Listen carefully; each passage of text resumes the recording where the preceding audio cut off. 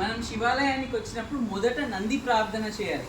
నందీశ్వర నమస్తుభ్యం సాంబా నందదాయకం మహాదేవ సేవార్థం అనుజ్ఞం దాతుమర్హసి.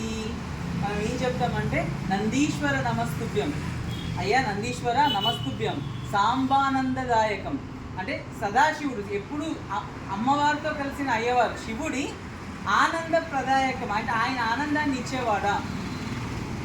ఏం చెప్తాం మళ్ళీ మహాదేవస్య సేవార్థం స్వామివారి సేవకు అనుజ్ఞం దాతుమర్హసి, నాకు పర్మిషన్ ఇవ్వు అనుజ్ఞనివ్వు స్వామి అని చెప్పి మళ్ళీ తర్వాత శృంగ మధ్యంలో ఉంచి స్వామివారిని చూసుకొని వెళ్ళి స్వామివారిని సేవించుకోవాలి. నమః.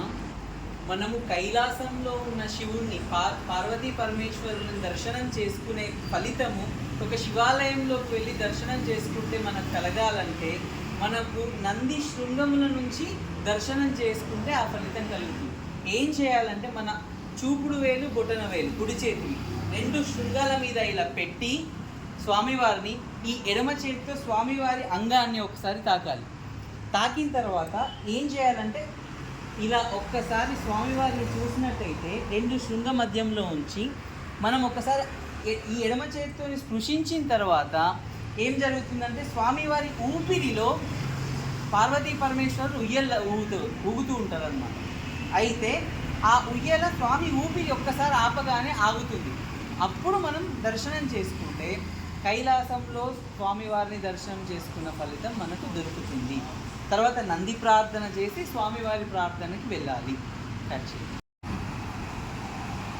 మనము దర్శనం కైలాసంలో దర్శనం చేసుకోవడానికి ఎలా చేసుకోవాలో చెప్పుకున్నాం. ఇప్పుడు దానికి ఒక శ్లోకం ఉంది శాస్త్రంలో.